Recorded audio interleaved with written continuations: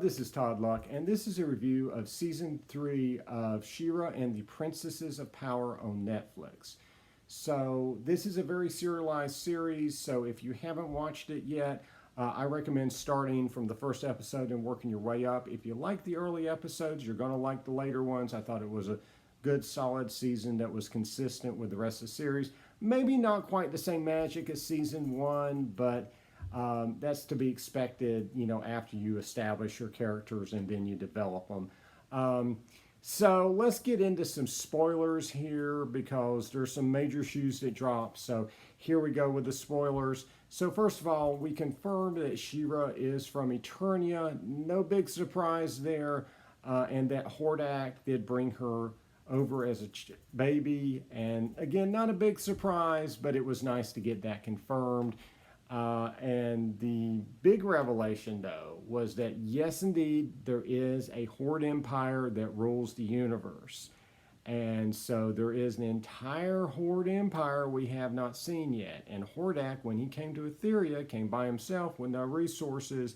And so basically what we've been seeing is just bootleg Horde. I mean, this is just stuff he could come up with, you know, on his own. We haven't seen the real Horde yet. And so that's really exciting, you know, and brings in the possibility that we will see, you know, all the other Horde members that we had in the old cartoon, and we'll see, you know, maybe the technology and all that stuff that we saw in that old cartoon, or maybe, or new versions of it at least. So that's very, very exciting.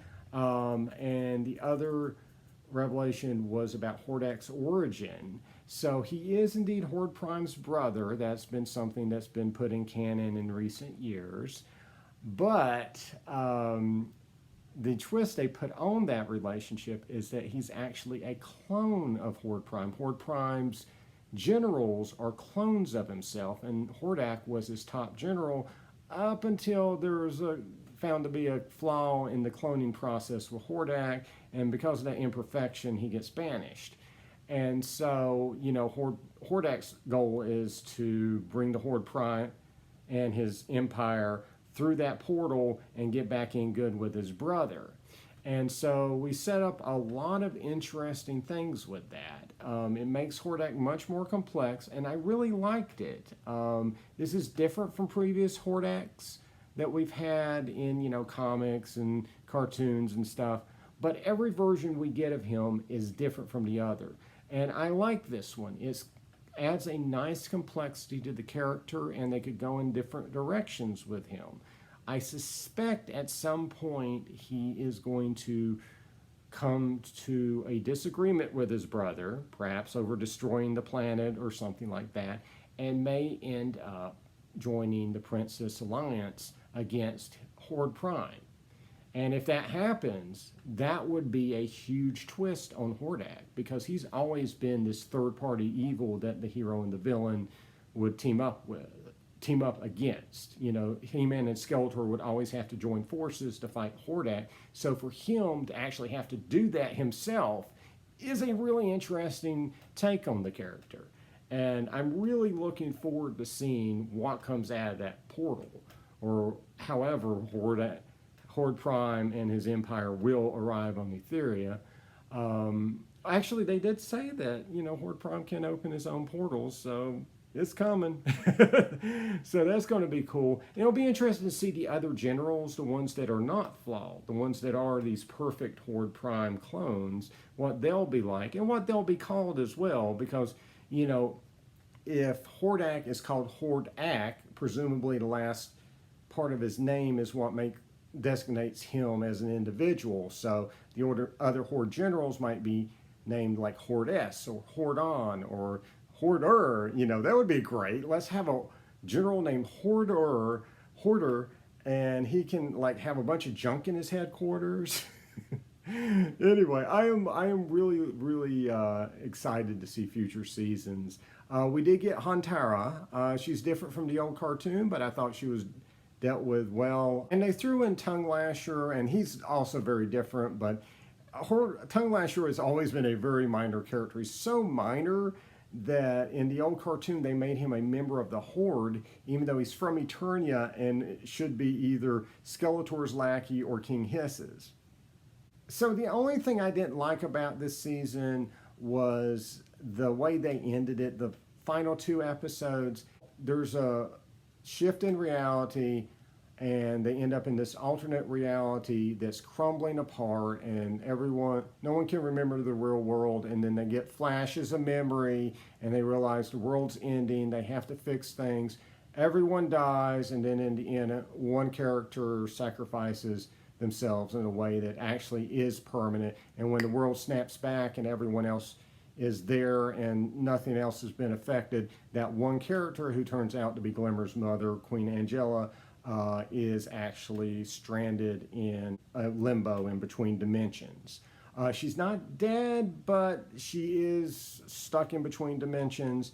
And so, for all practical purposes, she might as well be dead, as far as Glimmer is concerned, because, Glimmer has no parents now at the end. And that created a poignant moment, but it's just a very, very, very overused cliche in comics, and I'm really sick of it. It's just kind of like, yeah, I know how this is going to end. Can we get through this so we can get back to reality and stories that actually matter? Because, it's just a big storyline about an alternate reality where none of it's going to matter, once you complete that storyline, because it was just an alternate reality that's just, going to get wiped out of existence by the end of that story.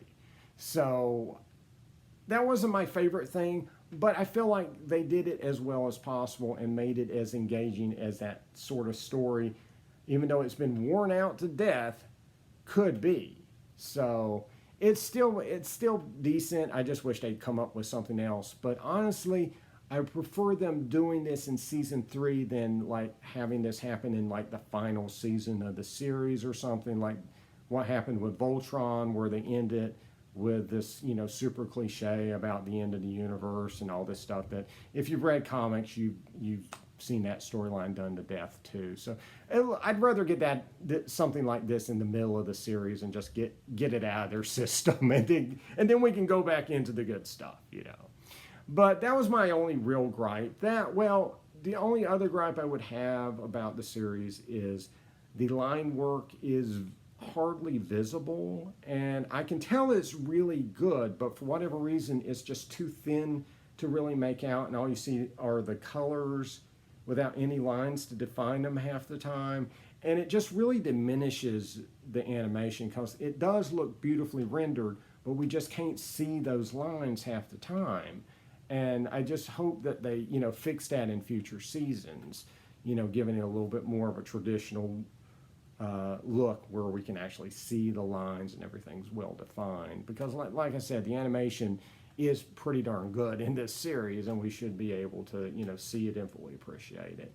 But anyway, that's my thoughts on She-Ra Season 3. Like I said, I recommend it if you're at all interested in the subject material. It is a fantastic ride so far. I'm super excited about that. I'm super excited about a lot of things going on with Masters. We are getting figures on the original scale with modern articulation in stores. You will be able to walk into a store next year and buy a Masters of the Universe figure off the shelf. It's going to be $15. It's going to look just like the old figures, but with modern articulation. And for $15, it will also include a mini comic.